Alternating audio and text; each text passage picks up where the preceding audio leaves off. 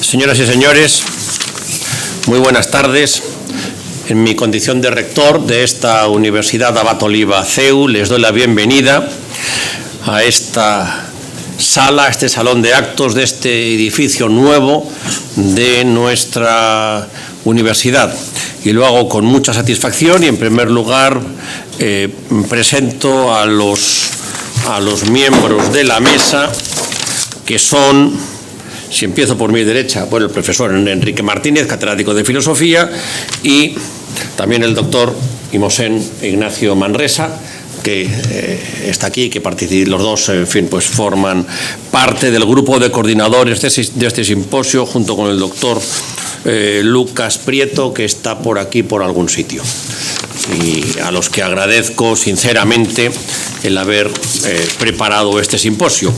Hoy empieza este 10º simposio de estudios tomísticos, en el que, como pueden ver, pues participan varias entidades, y para nosotros pues verdaderamente es una satisfacción como universidad, una universidad que además tiene una larga tradición de estudios tomísticos y que además es miembro de ICUSTA.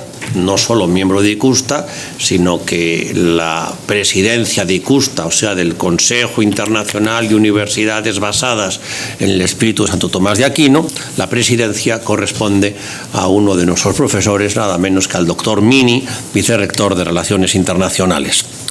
Bueno, como digo, me corresponde felicitar a Enrique Martínez, catedrático de Filosofía, primer decano que ha sido de la Facultad de Comunicación, Educación y Humanidades, y por lo tanto, en mi condición de profesor de esa facultad, pues ha sido mi jefe como decano durante un tiempo.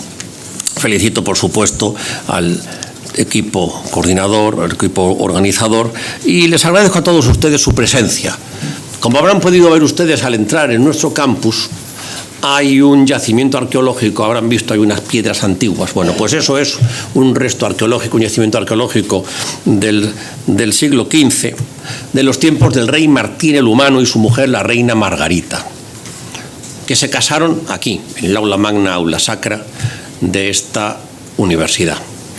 Y en aquel entonces estaban también por aquí el Papa Benedicto XIII, que estuvo aquí, el dominico San Vicente Ferrer, como hemos hablado antes nosotros, y el cartujo Bonifacio Ferrer. Así que aquí en aquel entonces había una cierta corte intelectual, humanista, filosófica, teológica, nacional e internacional, y es muy bonito que siglos después haya una universidad y que acoja un simposio como este. Hoy estamos en el año 2024, en el curso en el que celebramos el cincuentenario de esta universidad. Celebramos los 50 años de la Abat Oliba como centro universitario.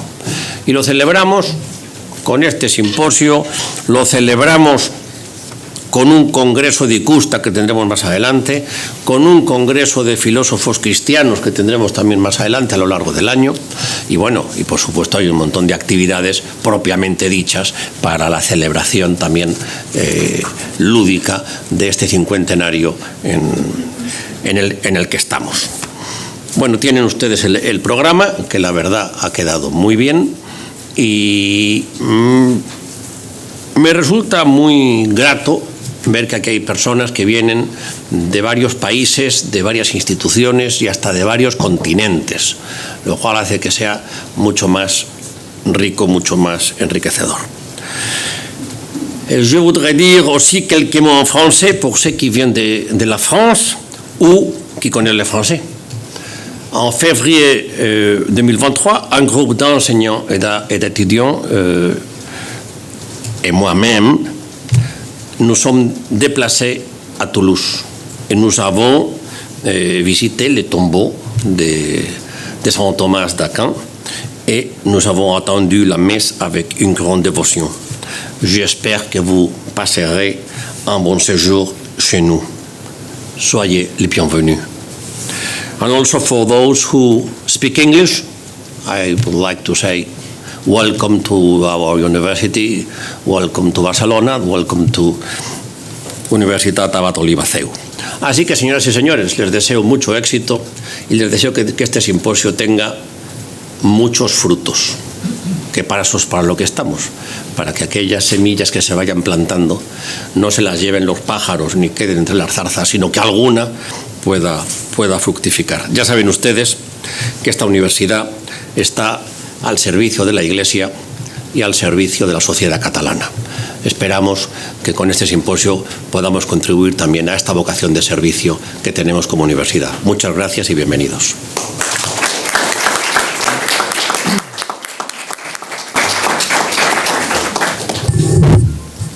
Y a continuación doy la palabra al doctor Enrique Martínez, catedrático de Filosofía e impulsor de este simposio, y director del Instituto Santo Tomás de la Valmesiana. Muchas gracias, señor rector. Mi bienvenida a todos ustedes.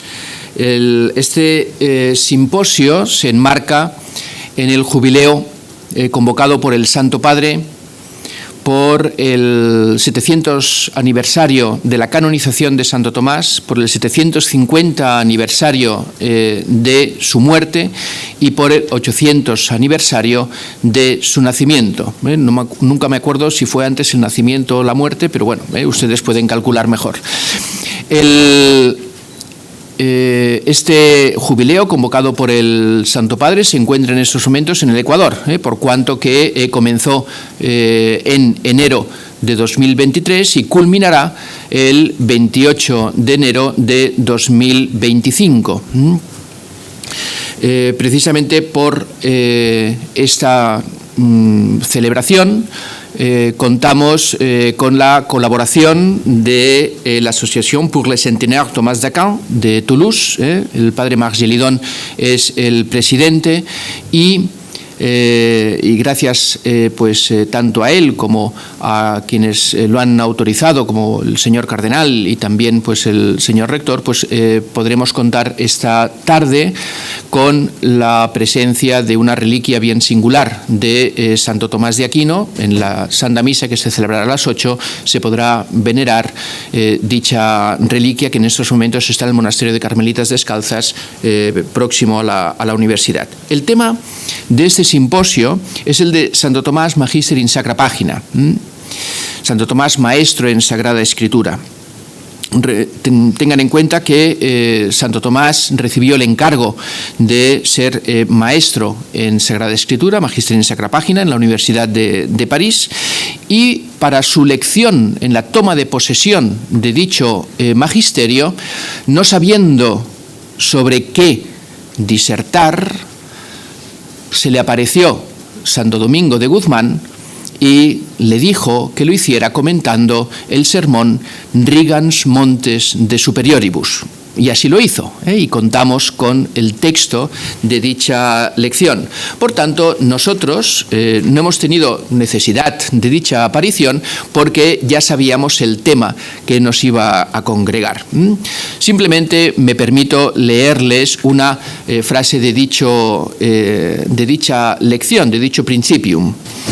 Las lluvias descienden de la altura de las nubes y regadas por ellas, las montañas manan las fuentes y los ríos con los que la tierra se sacia y es fecundada. Pues de manera semejante, desde las alturas de la divina sabiduría son regadas las mentes de los doctos que se comparan con las montañas, por cuyo ministerio es derramada la luz de la sabiduría divina hacia la mente de los oyentes. Este es el tema que nos congrega hoy y Dios quiera que esta luz sea de la sabiduría divina, sea derramada hacia las mentes de los oyentes. La estructura de este simposio es muy simple. Tras la conferencia inaugural y los preámbulos de dicho tomismo bíblico, de dicha profundización en los comentarios bíblicos de Santo Tomás respecto de la Escritura, nos ocuparemos de diversas ponencias estructuradas en las tres funciones del maestro in Sacra Pagina: legere, disputare, predicare. Sobre esta estructura se han organizado las diversas ponencias. En el día de hoy, a las 8, como les decía, se podrá, al terminar la Santa Misa, que presidirá el obispo auxiliar de Barcelona, Monseñor David Abadías, venerar la reliquia de Santo Tomás, pero siendo hoy San Juan de Ávila, me permito recordar algo que decía pues este gran santo español, patrono del clero secular español: somos relicarios de Dios.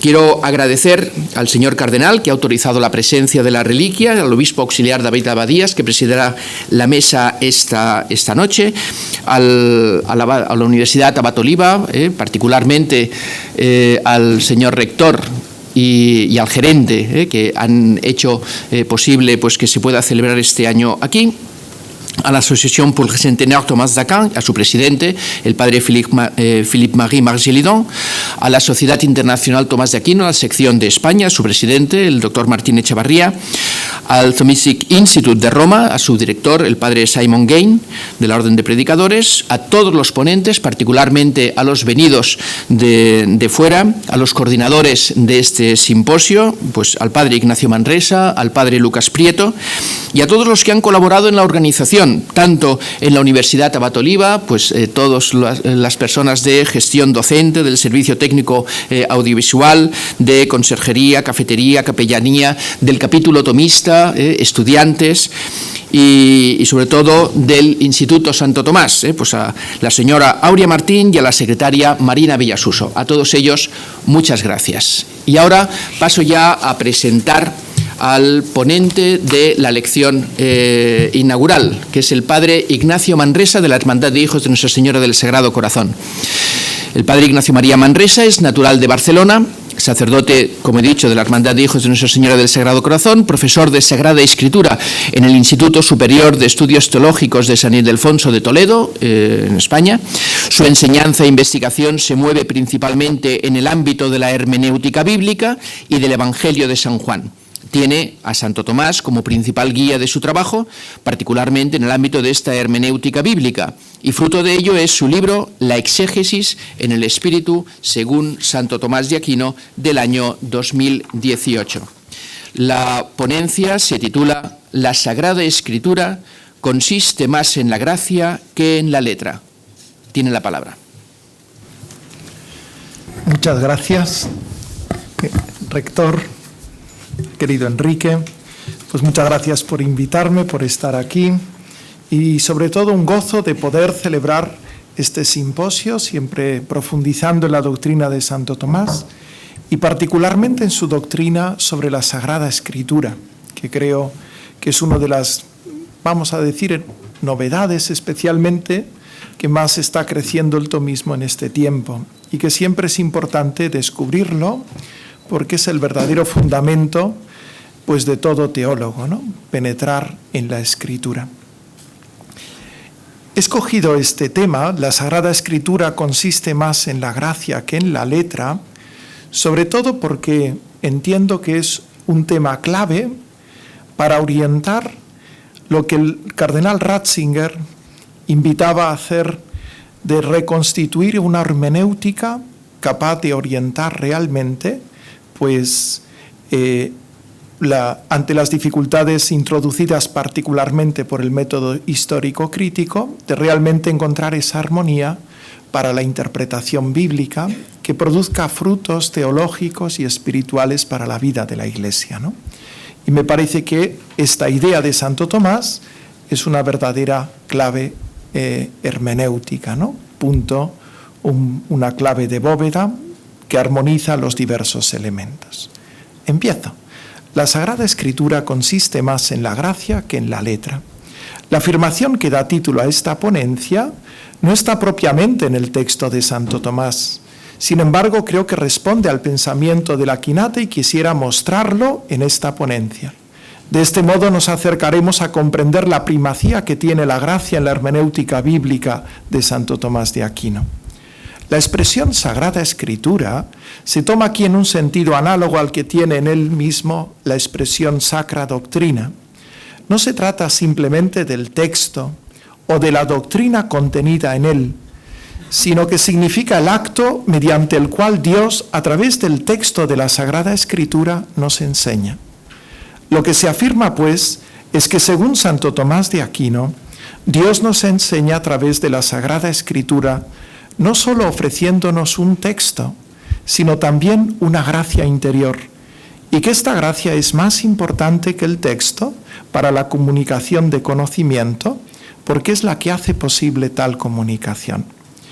El objeto de esta ponencia es probar la existencia de tal afirmación en la doctrina de Santo Tomás y ofrecer algunas sugerencias que precisen el contenido de esta relación entre texto y gracia. Partamos probando su existencia y luego precisaremos su contenido. La existencia de la afirmación en la doctrina de Santo Tomás de Aquino. Santo Tomás afirma de modo explícito esta doctrina al tratar de la ley nueva en la Suma de Teología Prima Secunde, cuestión 106. Sin embargo, a este texto cabe hacerle una objeción de que se encuentre realmente en él esta afirmación. Su respuesta la haremos a través de las fuentes bíblicas en las que se apoya la doctrina de la ley nueva en el Aquinate. Así, al tiempo que respondemos a la objeción, comprenderemos mejor de qué modo está fundada esta doctrina de Santo Tomás en la Sagrada Escritura. Primer punto. La Suma de Teología, cuestión Prima Secunde, cuestión 106. Empecemos considerando el texto de la ley nueva en la Suma de Teología. El Aquinate coloca la ley nueva en el marco del gran tratado de la ley. Entiende esta como aquello mediante lo que Dios instruye al hombre en su obrar hacia la bienaventuranza, al tiempo que la gracia es aquello por lo que le ayuda en su obrar hacia ella. Además, Santo Tomás distingue la ley nueva de la ley natural, de la ley humana y de la ley antigua, y la considera la ley perfecta que realmente conduce al hombre a la bienaventuranza. En el primer artículo de la cuestión 106, Santo Tomás se pregunta si la ley nueva es una ley escrita, scripta, o introducida en el interior del hombre, indita. Es importante notar que Santo Tomás está pensando en la función propia de la ley, que es dar a conocer al hombre lo que debe obrar en el camino hacia la bienaventuranza. La opinión común en su época era que la ley nueva se identificaba con el Evangelio o el Nuevo Testamento. Este era acompañado por la gracia para poder cumplir los mandamientos. Un autor que ha estudiado el tema dice, cito, la opinión general en la tradición escolástica era que en la ley nueva el socorro de la gracia divina conveniente y suficiente era dado para cumplir los mandamientos, pero que la ley nueva fuese propiamente una ley índita, una ley interior, no está dicho ni en Pedro Lombardo, ni en los franciscanos, ni en Alberto Magno, y ni siquiera se encuentra en el comentario a las sentencias de Santo Tomás de Aquino. Termina la cita. En la Suma Teológica, Santo Tomás, por el contrario, va a afirmar que la ley nueva es principalmente una ley introducida por Dios en el interior del hombre, índita, pues se trata de la gracia del Espíritu Santo que es dada al hombre por la fe en Cristo, y ella contiene toda la virtualidad de la ley. Así lo dice Santo Tomás, cito, ahora bien, lo principal en la ley del Nuevo Testamento y en lo que está toda su virtud es la gracia del Espíritu Santo, que se da por la fe en Cristo. Por consiguiente, la ley nueva principalmente es la misma gracia del Espíritu Santo, que se da a los fieles de Cristo. Termina la cita. La primacía de la gracia en la ley nueva no le hace olvidar el otro elemento que pertenece esencialmente a la ley nueva, pero secundariamente, que es el texto evangélico. Y por ello dice, cito, tiene sin embargo la ley nueva ciertos preceptos como dispositivos para recibir la gracia del Espíritu Santo y ordenados al uso de la misma gracia, que son como secundarios en la ley nueva, de los cuales ha sido necesario que fueran instruidos los fieles de Cristo, tanto de palabra como por escrito, ya sobre lo que se ha de creer como sobre lo que se ha de obrar. Y así conviene decir que la ley nueva es principalmente ley interior, secundariamente es ley escrita. Termina la cita. En la respuesta a la primera objeción, Santo Tomás precisa más el contenido secundario de la ley nueva, diciendo que en el Evangelio escrito, que era considerado por muchos la ley nueva o evangélica, se contiene lo referido a la gracia del Espíritu Santo, pero solo de modo dispositivo para adquirir la gracia e instrumental para su uso. Así, según Santo Tomás, el texto del Evangelio nos dispone para la gracia en cuanto al entendimiento porque nos suscita la fe, por la que nos da la gracia del Espíritu Santo al presentarnos la divinidad y la humanidad de Cristo. Y en cuanto al afecto, porque suscita el desprecio del mundo que hace al hombre capaz de recibir la gracia. Por otra parte, el texto del Evangelio es instrumental para el uso de la gracia en la medida que exhorta a los hombres a las obras de las virtudes en que se desarrolla la gracia. Por tanto, en los textos que acabamos de ver, Santo Tomás presenta la función de cada uno de estos elementos, la gracia y el texto evangélico, por los que Dios da a conocer al hombre lo que debe hacer para alcanzar la bienaventuranza. Para la Quinate, la gracia aporta la virtualidad al acto de conocimiento, mientras que el texto con su contenido dispone para ello, suscitando la fe en la humanidad y divinidad de Cristo y el desprecio del mundo, e instruyendo sobre la virtud según la cual la gracia opera por la fe vivificada por la caridad. En este sentido queda claro que los dos elementos, el exterior y el interior, son necesarios, pero que sin la gracia el hombre no podría acoger lo que el texto del Evangelio le dice que debe obrar. Con lo dicho, hasta aquí, podemos concluir que ciertamente para Santo Tomás la Sagrada Escritura, en el sentido de que Dios que nos enseña a través de ella, es más la gracia interior que el texto exterior. Sin embargo, ante este texto surge una objeción. Estamos hablando aquí de la Escritura como ley nueva. Esto es como aquello que nos enseña lo que debemos hacer para alcanzar la bienaventuranza.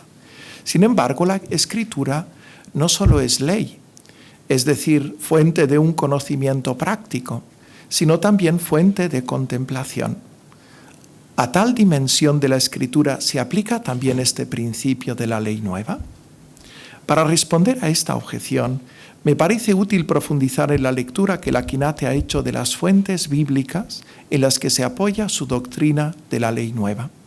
Ello nos permitirá, al tiempo que respondemos a la objeción, comprender cómo ha fundado en la Escritura esta doctrina que exponemos.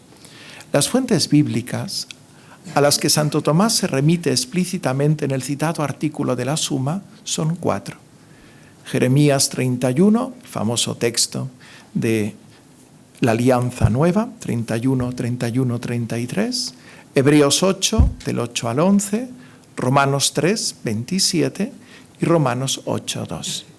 Ellos le sirven para fundar el carácter interior de la ley nueva y que ésta es el Espíritu Santo. Estas fuentes bíblicas son leídas a la luz de la enseñanza de San Agustín, particularmente en su obra De Spiritu et Litera, que de hecho está tejida con el comentario de los textos bíblicos citados. Empecemos por los dos primeros, Jeremías 31, 31, 33 y Hebreos 8, 8, 13. Santo Tomás los cita en el set contra del artículo de la Suma que estamos comentando y dice, cito, en cambio, está el hecho de que la ley nueva es la ley del Nuevo Testamento y esta es infundida en el corazón, según dice el apóstol en Hebreos 8, 8, y que alega el siguiente testimonio de Jeremías 31, 31, 33. Vienen días, palabra de Yahvé, en que yo haré una alianza nueva con la casa de Israel y con la casa de Judá. Y declarando luego cuál será esta alianza, dice, esta será la alianza que yo haré con la casa de Israel en aquellos días, palabra de Yahvé. Yo pondré mi ley en ellos y la escribiré en su corazón y seré su Dios y ellos serán mi pueblo. Luego, la ley nueva es ley infusa, interior. Termina la cita de Santo Tomás. Como es bien sabido, es justamente en el set contra donde Santo Tomás presenta a las autoridades teológicas, normalmente de la Sagrada Escritura o de los padres, sobre las que como teólogo funda su posición. De ahí la importancia de estos dos textos. En este caso, más que de dos textos, se trata de la cita de Hebreos 8, del 8 al 11, que a su vez cita Jeremías 31, 31, 33, para proclamar que con la llegada del Nuevo Testamento se ha cumplido la nueva alianza prometida en Jeremías. Con ello justifica que la ley nueva es una ley interior. Para precisar la inteligencia de Santo Tomás sobre estos textos, nos acercamos ahora al comentario directo que ha hecho de ellos. Santo Tomás hizo un comentario cursorio a Jeremías en su juventud durante su primera estancia en París en los cursos 1251-1252 o 1252-1253. Al comentar Jeremías 31, Santo Tomás entiende que el profeta habla de la promesa de una nueva alianza que identifica él con el Evangelio, el cual será introducido en el interior de los fieles. Pero cuando precisa la afirmación de Jeremías sobre uno de sus efectos, esto es, el de ser enseñado sin necesidad de otro prójimo, en not docebit ultra vir proximum sum, el Aquinate dice que en esta vida llegamos a la verdad divina no por razones proféticas, ni por descubrimiento humano, ni por tradiciones judías. Y para precisar esto cita Mateo 23. No queráis llamar maestro a nadie, uno es vuestro maestro, remitiendo así a la enseñanza inmediata de Jesús como única fuente de sabiduría transmitida por el Evangelio. Por tanto, en el comentario a Jeremías, Santo Tomás no piensa en la ley nueva como principio interior de enseñanza. Por otra parte, Santo Tomás vuelve a comentar el texto de Jeremías al comentar el texto de Hebreos, que lo cita. El comentario a Hebreos fue realizado por el Aquinate seguramente durante su estancia en Orvieto en 1261 a 1265 y nos ha llegado principalmente a través de una reportacio de Reginaldo de Piperno. Se trata pues de un comentario realizado en la mitad de su vida de maestro. El Aquinate considera que el autor de Hebreos está mostrando la superioridad del sacerdocio de Cristo en razón de su ministerio mejor. El texto de Jeremías le sirve como autoridad para probar la insuficiencia del Antiguo Testamento que viene a remediar el Nuevo, en el cual está incluido el ministerio del nuevo sacerdocio. Entre otras cosas, Santo Tomás comenta la expresión de Jeremías, «Davo leges meas in mente orum et in corde orum superscribam eas», diciendo, el modo de comunicar es doble, cito, uno, a través de las cosas exteriores, como el proponer palabras para que alguien conozca. Y esto lo puede hacer el hombre. Y así fue comunicado el Antiguo Testamento. De otro modo, es obrando en el interior. Y esto es propio de Dios conforme a Job 32:8. La inspiración del Omnipotente da inteligencia.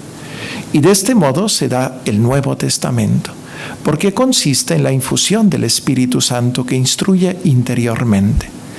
Sin embargo, no basta solo conocer, sino que se requiere obrar. Y por ello ilumina primeramente el entendimiento para conocer. Y por ello dice el texto, les daré mis leyes. Y lo dice en plural a causa de los diversos preceptos y consejos. Y esto lo hace el Espíritu Santo, tal como se dice en 1 Juan 2:26, la unción del Espíritu os enseña. Y Juan 14:26, Él os enseñará todas las cosas, etc. También inclina el afecto para obrar bien, para lo cual es impreso en el corazón. Y en cuanto a esto les dice, las escribiré en su corazón. Esto es, sobre el conocimiento escribiré la caridad. Fin de la cita de Santo Tomás. Con esta explicación, Santo Tomás da razón del carácter interior de la ley nueva para dar a conocer y para hacer obrar rectamente. En primer lugar, habla en general de la instrucción interior del Espíritu Santo como algo propio del Nuevo Testamento frente al Antiguo. Para apoyar la afirmación de que el Espíritu Santo ilumina interiormente, cita un texto de Job 32:8 que citará en otros lugares análogos. Después, y más importante, se detiene en que esta instrucción hace conocer y obrar. Si paramos en el conocimiento, va a justificar que este conocimiento es obra del Espíritu Santo, citando dos textos fundamentales. 1 Juan 2:27, la unción os enseñará, y Juan 14:26, el Espíritu Santo os enseñará todas las cosas.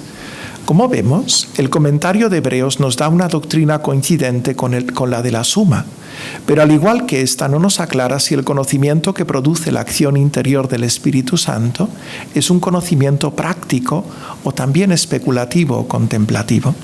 Sin embargo, Santo Tomás nos ha ofrecido dos textos bíblicos con los que ha justificado la acción del Espíritu Santo en dar a conocer, que nos van a aclarar el pensamiento del Aquinate sobre el tema.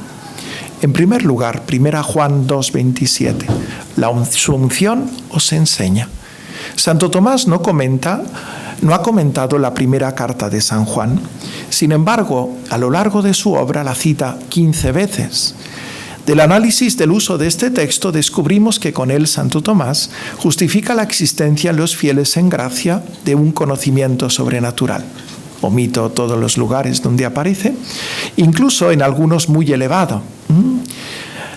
Más concretamente del don de sabiduría y también del don de entendimiento, así como de la prudencia infusa. Y aparece en el texto todas las citas de los diversos lugares donde hace este uso concreto. Con este repaso del sentido que ha dado el texto de 1 Juan 2:27, nos damos cuenta de que Santo Tomás concibe el conocimiento que produce la unción del Espíritu Santo, la unción interior, como un conocimiento sobrenatural, tanto especulativo como práctico. En segundo lugar, Juan 14:26. Os he hablado estas cosas estando junto a vosotros. El Espíritu Paráclito, el que enviará al Padre en mi nombre, Él os enseñará todas las cosas y os sugerirá aquellas cosas que os he dicho. Este es el texto, el versículo del Evangelio. Santo Tomás comentó el texto del Evangelio de San Juan durante su estancia en París, probablemente durante los años 1270-1272. Se trata pues de una obra de madurez.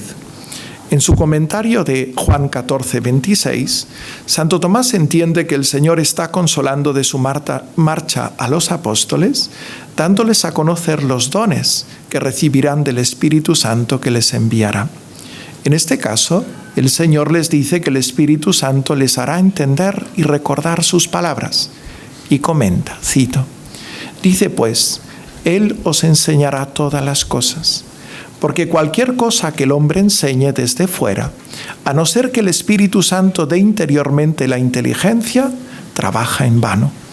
Porque si el Espíritu Santo no está presente en el corazón del que escucha, vano será el sermón del doctor, conforme a Job 32:8. La inspiración del Omnipotente da inteligencia.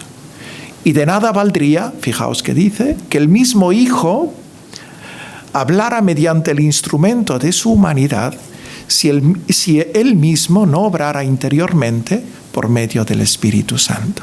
Termina la cita. Como vemos, Santo Tomás afirma la necesidad de esta acción interior del Espíritu Santo para que el hombre entienda incluso las palabras mismas de Cristo. Es la misma doctrina de la ley nueva, aplicada a toda la extensión de la palabra de Cristo en lo especulativo y en lo práctico. Esta misma conclusión surge si atendemos a las citas que Santo Tomás hace de Juan 14:26 en el resto de su obra. En muchas de las 10 ocasiones en que usa este texto, Santo Tomás da razón con él de que el Espíritu Santo nos da un conocimiento del misterio de Cristo actuando en el interior del hombre. Por tanto, el comentario de Santo Tomás a los textos de Jeremías y de Hebreos nos han permitido atisbar, por una parte, una evolución de la doctrina del Maestro. El comentario a Jeremías, un comentario de juventud, no está. Sin embargo, en los comentarios ya a mitad en Orvieto y posteriormente aparece claramente esta enseñanza del carácter interior de la ley nueva que da a conocer, ¿no? La evolución de la doctrina acerca del papel de la gracia interior en el conocimiento según la ley nueva. Sin embargo, solo los comentarios de 1 Juan y de Juan 14, 26 nos han permitido resolver la dificultad planteada. Vamos ahora a los segundos textos en los que Santo Tomás se apoya para fundar su doctrina acerca de la ley nueva. Romanos 3:27 y Romanos 8:2. Los segundos textos que Santo Tomás cita en la Suma de Teología, prima secunde cuestión 106, artículo primero, para fundar su afirmación de la ley nueva como una ley interior, son Romanos 3:27 y Romanos 8:2. Dice así Santo Tomás: por consiguiente, la ley nueva principalmente es la misma gracia del Espíritu Santo que se da a los fieles de Cristo. Y esto lo declara bien el apóstol en Romanos 3:27, cuando dice: ¿dónde está pues tu jactancia? Ha quedado excluida. ¿Por qué ley? ¿Por la ley de las obras? No, sino por la ley de la fe. Y llama ley a la gracia de la fe. Y más explícitamente dice en Romanos 8:2, porque la ley del Espíritu de vida en Cristo Jesús me libró de la ley del pecado y de la muerte. Termina la cita de Santo Tomás. Como vemos, Santo Tomás usa estos dos textos para justificar que la ley nueva es la misma gracia del Espíritu Santo, y señala que en el segundo texto se hace de un modo más explícito. Si nos acercamos ahora al primer texto, Romanos 3:27, Santo Tomás comentó la carta a los romanos durante su estancia en Orvieto, entre 1261 y 1265, aunque los 13 primeros capítulos los revisó durante su tiempo en Nápoles, al final de su vida, entre la primavera de 1272 y diciembre de 1273. Constituye una de las grandes obras del Aquinate y de su madurez. Al comentar Romanos 3:27, ¿dónde está tu gloria? Ha sido excluida. ¿Por qué ley? La de las obras, no, sino por la de la fe. Santo Tomás sitúa este texto en el momento clave de la primera carta, de la primera parte de la carta a los romanos. Tras haber mostrado que la suerte de gentiles y judíos no es distinta en cuanto al estado de justicia y de culpa, el apóstol concluye en Romanos 3:27 excluyendo la razón de gloria del judío sobre el gentil y mostrando la razón de esta exclusión no en otra ley de las obras superior a la judía, sino en la ley de la fe. Sin embargo, el mismo Aquinate se plantea una duda acerca de la verdad de contraponer el antiguo y el nuevo como ley de las obras y ley de la fe, pues la ley antigua era también una ley de fe, y la ley nueva también impera obras morales y sacramentales. El Aquinate responde a la objeción diciendo, cito, hay que decir, pues, que la ley de las obras habla de una ley propuesta y descrita exteriormente, por la cual se ordenan las acciones exteriores de los hombres, en tanto que manda qué se debe hacer, y se muestra por la prohibición que se debe evitar. Llama a la ley de la fe ley escrita en el interior, por la cual no solo se ordenan los actos exteriores, sino que también los mismos movimientos de los corazones, entre los cuales el primero es el de la fe. Pues como dice aquí y en el capítulo 5, por el corazón creemos para la justicia. Y de esta ley se habla más tarde en el capítulo 8, la ley del Espíritu de vida que está en Cristo Jesús. Fin de la cita. Respondiendo a la objeción planteada, Santo Tomás presenta la ley antigua como ley de obras, en la medida en que impera obras exteriores, y la ley nueva como una ley interior, en la medida en que impera obras interiores. Con ello vemos que Santo Tomás no nos habla de lo que estamos pretendiendo entender, que es el origen de la moción que lleva a obrar, esto es, exterior o interior. Resulta también llamativo que Santo Tomás, al usar el texto de Romanos 3:27 a lo largo de su obra, lo explica en dos ocasiones de modo distinto, según uno de los aspectos señalados, es decir, como acciones interiores o exteriores, o como principio meramente exterior o también interior de acción. Así sucede en el primer sentido cuando Santo Tomás en la Suma Teológica, pues prima secunde cuestión 107, artículo primero, En el argumento tercero presenta la misma objeción que en el comentario y responde distinguiendo la ley de las obras como referida a acciones exteriores y la ley de la fe como acciones interiores. Por el contrario, al comentar Efesios hace lo contrario, ¿no? Vayamos ahora a Romanos 8:2. Quizá precisamente por esta ambigüedad, tanto en el comentario como en el texto de la Suma, Santo Tomás remite a Romanos 8:2 como un lugar donde la revelación fonda de un modo más explícito que la ley nueva es interior y que consiste en el Espíritu Santo. El Aquinate entiende que San Pablo, tras haber enseñado que por la gracia de Cristo hemos sido liberados del pecado y de la ley, en el capítulo 8 va a mostrar que por la misma gracia somos liberados de la condenación. La causa de la liberación de la condena es lo que el apóstol explica en Romanos 8:2 diciendo: la ley del Espíritu de vida en Cristo Jesús, me liberó de la ley del pecado y de la muerte. Al comentar este texto, Santo Tomás se detiene a precisar el sentido de la expresión lex spiritus, ley del Espíritu. Tras decir que la expresión se puede entender de un doble modo, en cuanto referido al Espíritu Santo o a la fe que obra por la caridad, se dedica a precisar el sentido de cada uno. En ambas interpretaciones aparece la moción interior para conocer y para obrar, en contraste en este caso con lo que hace la ley humana. Así, interpretándolo primeramente del Espíritu Santo, dice, cito, esta ley puede decirse, según una interpretación, que es el Espíritu Santo. De tal manera, el sentido de la expresión ley del Espíritu es la ley que es el Espíritu. Pues la ley es dada para esto, para que los hombres sean conducidos al bien. De ahí que el filósofo en el libro segundo de la Ética dice que la intención del legislador es hacer a los ciudadanos buenos. Esto lo realiza la ley humana, dando a conocer qué debe ser hecho. Pero el Espíritu Santo que inhabita el alma no solo enseña qué debe ser hecho, iluminando el entendimiento sobre lo que hay que hacer, sino que también inclina el afecto para obrar rectamente, conforme a Juan 14:26. El Espíritu Santo Paráclito, el que os enviará el Padre en mi nombre, Él os enseñará todas las cosas, en cuanto a lo primero, y os sugerirá, en cuanto a lo segundo, todo lo que os he dicho, ¿no? Termina la cita. Después, interpretándolo de los efectos propios del Espíritu Santo, que son la fe que obra por la caridad, Santo Tomás dice, cito, de otro modo, la ley del Espíritu puede decirse del efecto propio del Espíritu Santo, que es la fe que obra por la caridad, la cual ciertamente enseña interiormente lo que se debe hacer.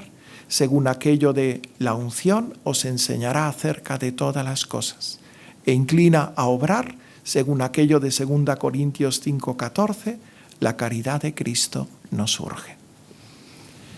Finalmente, concluye afirmando que esta ley del Espíritu es la ley nueva prometida por Jeremías 31. Y dice así, y esta es ciertamente la ley del Espíritu, que es llamada ley nueva, la cual es el mismo Espíritu Santo, o la que hace el Espíritu Santo en nuestros corazones, conforme a Jeremías 31:33. Pondré mi ley en sus entrañas y la escribiré en sus corazones. Termina la cita. A la luz del comentario de Santo Tomás, podemos ver cómo entiende la ley del Espíritu, es decir, como la ley nueva frente a la del Antiguo Testamento, y cómo es una ley interior en la medida que además de lo exterior, el Espíritu Santo actúa interiormente por la fe y la caridad para infundir conocimiento de lo que el hombre debe hacer y para realizarlo. Con este contenido no podemos dilucidar la objeción que nos poníamos. Parece que el conocimiento que es fruto de la acción del Espíritu Santo es un conocimiento práctico, esto es, de lo que el hombre debe obrar. No dice nada de si es también especulativo. Sin embargo, se nos ofrece un camino para solventar esta dificultad.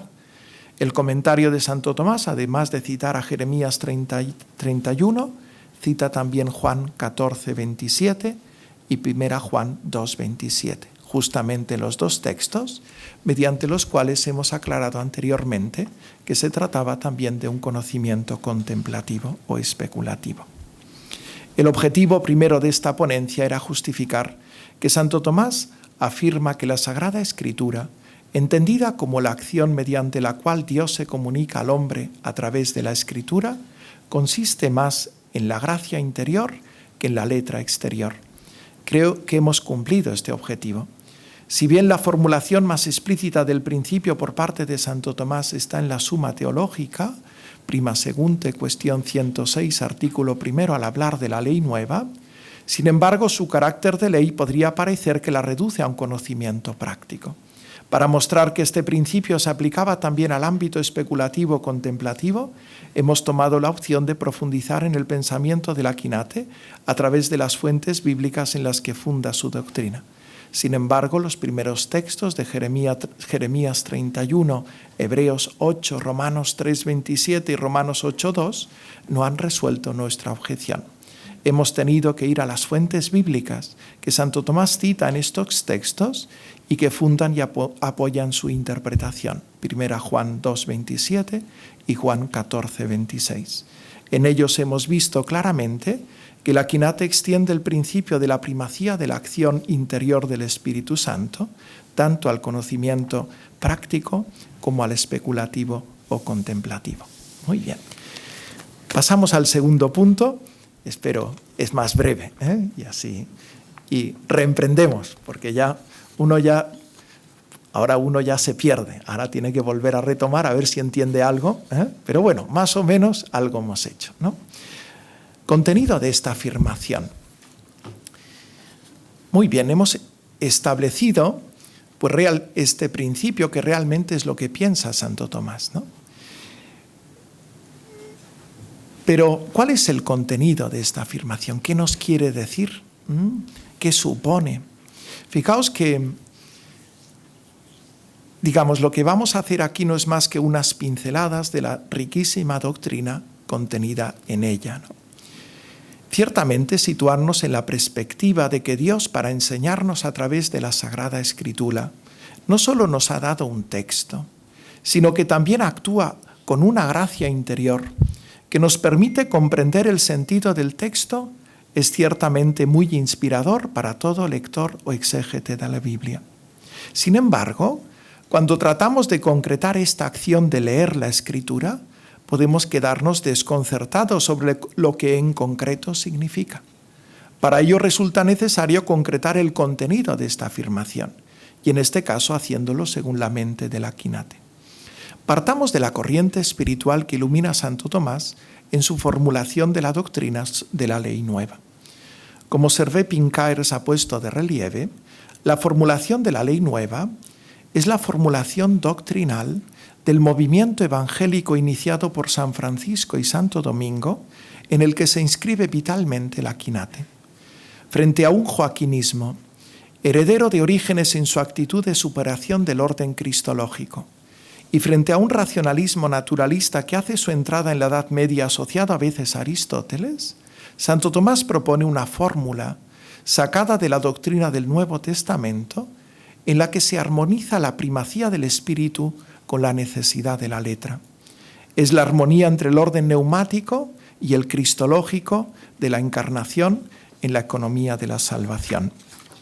Tal principio lo aplica Santo Tomás a la inteligencia de la revelación transmitida en la Sagrada Escritura y que responde a la naturaleza del texto bíblico, un verdadero texto humano elevado por la acción del Espíritu Santo. En este sentido, Santo Tomás justifica la necesidad de atender al texto en la economía de la encarnación. Así, al tratar sobre el contenido de la ley nueva en la cuestión 108 de la Suma, tiene un texto muy interesante en este sentido. Ciertamente, la finalidad de la cuestión es determinar si la ley nueva contiene obras exteriores o solo interiores, pero su argumentación da razón de la necesidad de lo sensible en razón de la encarnación. Dice así el texto: como se ha visto antes, la principalidad de la nueva ley está en la gracia del Espíritu Santo. Esta se manifiesta en la fe que obra por el amor. Ahora bien, los hombres consiguen esta gracia por el Hijo de Dios hecho hombre, cuya humanidad llenó Dios de gracia, y de ella se derivó a nosotros. Por eso, Se dice en Juan 1,14, el Verbo se hizo carne, y luego añade, lleno de gracia y de verdad. Y más abajo en el versículo 17 dice, de su plenitud recibimos todos gracia sobre gracia. Por esto añade que la gracia y la verdad fueron dadas por Jesucristo. Y así conviene que la gracia que se deriva del Verbo encarnado llegue a nosotros mediante algunos signos sensibles y exteriores, y que de la gracia interior, por la cual es sometida la carne al Espíritu, emanen obras sensibles. Sin embargo, fin de la cita. Sin embargo, para alcanzar el sentido transmitido a través de estas realidades sensibles, sobre todo la humanidad de Cristo que se prolonga en este texto que nos transmite los hechos, las palabras del Señor, es necesaria una iluminación del Espíritu Santo, debido a que es un texto escrito en la gracia del Espíritu Santo. Precisamente en la cuestión Quodlibetal 12, en el artículo 17, Santo Tomás se pregunta sobre el oficio de los que exponen la Sagrada Escritura, y más concretamente se plantea la cuestión de si todo lo que dijeron los santos padres procede del Espíritu Santo. Pascasio Radberto y sobre todo Abelardo habían puesto de relieve las contradicciones entre las interpretaciones de los padres para minar su autoridad interpretativa. Santo Tomás va a responder a esta cuestión diciendo en primer lugar, cito, hay que decir que por el mismo Espíritu son expuestas las Escrituras por el que fueron escritas. De ahí que se diga en 1 Corintios 2,14, el hombre animal no percibe las cosas de Dios, pero el hombre espiritual juzga todo, y sobre todo en cuanto a aquellas cosas que son de la fe, porque la fe es un don de Dios. Por ello la interpretación se enumera entre los dones del Espíritu Santo en 1 Corintios 12,10. Termina la cita. Santo Tomás parte de un principio tomado de San Jerónimo, a quien sin embargo no cita. La Escritura tiene que ser expuesta por el mismo Espíritu por el que fue redactada. De ahí deduce que el hombre, para comprender la Escritura, particularmente respecto a aquellas cosas que son de fe, debe ser elevado por el Espíritu Santo. Aunque Santo Tomás, para responder a la cuestión concreta, aplica el principio al carisma de interpretación en cuanto gratia gratis date, el principio se debe extender a toda interpretación y particularmente en las cosas referidas a la fe. Esta necesidad de la gracia del Espíritu Santo para la interpretación nos conduce a pensar en las dificultades que el intérprete tiene que superar para alcanzar el sentido de la Escritura. Santo Tomás la recoge en dos textos. En la Suma Teológica, segunda cuestión primera, artículo 9, en la respuesta a la objeción primera, donde da razón de la necesidad del símbolo por las dificultades en la interpretación de la Escritura. Y dice, cito, a lo primero hay que decir que la verdad de fe se contiene en la Sagrada Escritura de un modo disperso, en una variedad de formas y en algunas cosas de forma oscura. Termina la cita. Por otra parte, en la Suma Teológica, segunda, cuestión 176, artículo segundo, en la respuesta a la cuarta objeción, al dar razón de la necesidad del carisma de interpretación, precisa más las razones de su oscuridad, añadiendo a lo dicho la altura de las cosas significadas, la dificultad de ser unas lenguas desconocidas y el uso de un lenguaje figurado.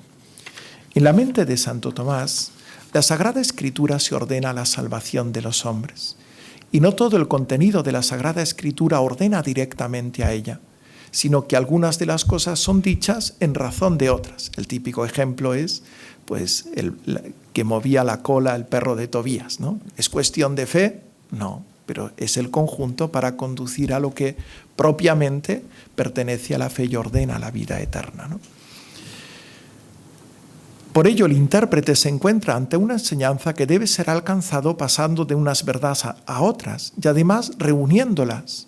Una verdad está aquí, otra está ahí, en los libros de la Escritura, para formar una unidad de doctrina según que es aquello que propiamente ordena la vida eterna. Además, estas verdades en gran manera tienen una gran altura espiritual que hace difícil al hombre comprender su sentido. Sin comprender tal sentido, en cierta manera, el lenguaje figurado, además, permanece realmente ininteligible para aquel que quiere comprender lo que se quiere significar mediante él. En todo ello encuentra Santo Tomás razones para justificar la necesidad del Espíritu Santo para interpretar la Sagrada Escritura. Así Santo Tomás, al comentar 2 Timoteo 2:7, entiende lo que digo, y pues el Señor dará a todos entendimiento. Dice, cito, después cuando dice entiende, expone lo que había dicho siguiendo el modo de Cristo de las parábolas, Mateo 13:9, el que tenga oídos que oiga. Como si dijera, lleva estas cosas a una inteligencia espiritual. Y esto lo podrás hacer porque te dio, el Espíritu, el Señor te dio entendimiento, conforme a 1 Juan 2:27. La unción te enseñará acerca de todas las cosas. Termina la cita. La unción del Espíritu Santo es la que permite comprender no literalmente, sino espiritualmente las palabras del apóstol, al modo como permitía entender las parábolas de Jesús. Justamente esto es lo que Santo Tomás dice que los apóstoles fueron capaces de hacer al convertirse en hombres espirituales. Y así, al comentar Juan 16:25, el Aquinate dice, cito, esta es pues la diferencia entre el hombre espiritual y el hombre animal. El hombre animal entiende las palabras espirituales como proverbios o enigmas, y no porque hayan sido dichas enigmáticamente o proverbialmente, sino porque su mente, siendo incapaz de elevarse por encima de lo corporal, le son oscuras. Conforme a 1 Corintios 2:14, el hombre animal no percibe las cosas que son del Espíritu de Dios. Por el contrario, el hombre espiritual recibe las cosas espirituales como espirituales. Los discípulos al principio eran como animales, habla de los apóstoles, ¿no? Y las cosas que les eran dichas eran para ellos oscuras y como proverbios, enigmas. Pero después hechos espirituales por Cristo y enseñados por el Espíritu Santo, captaban claramente las cosas espirituales. Termina la cita. Este principio también se aplica al leer la Escritura en la Iglesia. El Aquinate reconoce que en la Iglesia, cuya alma es el Espíritu Santo, hay una diversidad de carismas y oficios. Entre ellos está el carisma de interpretación, del cual estaban dotados de un modo eminente los padres, al igual que el magisterio y de otro modo la teología. Justamente la cuestión cuodlibetal que hemos citado anteriormente, Santo Tomás respondía a la objeción de Abelardo distinguiendo entre aquello que los padres hablaron movidos por el Espíritu Santo como testigos de la fe y aquello que hablaron como autores particulares. De esta interpretación del Espíritu Santo puede beber el intérprete para su lectura de la Escritura, a modo de hermanos mayores que le ayudan para alcanzar lo que el Espíritu quiso decir a través del texto. Me gustaría que con estas pinceladas hayamos podido dar cuenta de la riqueza grande que este principio tiene para la hermenéutica bíblica según la mente de Santo Tomás. Hay mucho más, pero no hay tiempo, ¿no? Como el lugar de la profecía, la primacía del sentido literal, el papel de la fe para aceptar la verdad sobrenatural y su influencia en la interpretación, la necesidad de la ordenación sobrenatural del afecto y su influencia en la comprensión de las realidades transmitidas en la Escritura en su razón de bien, o los diversos modos de interpretar, sea por estudio o por connaturalidad, conforme a los dones de inteligencia, sabiduría o ciencia, etc. Todo esto requiere un desarrollo más amplio que ponga de relieve la riqueza implicada en este principio de Santo Tomás, el cual actúa como clave de bóveda que armoniza los diversos elementos de la interpretación. Muchas gracias.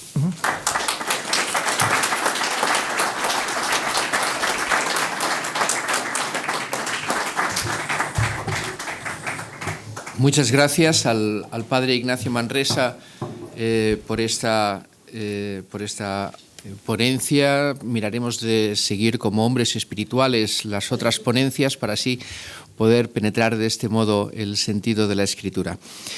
Ahora, no vamos a abrir ahora un turno de palabra, lo haremos al terminar la siguiente mesa. Al terminar la siguiente mesa, pues se podrán hacer preguntas también al padre Ignacio Manresa. Muchas gracias y pido al padre José María Manresa, que presidirá, y al profesor Loiseau que vengan a la mesa para iniciar la siguiente sesión.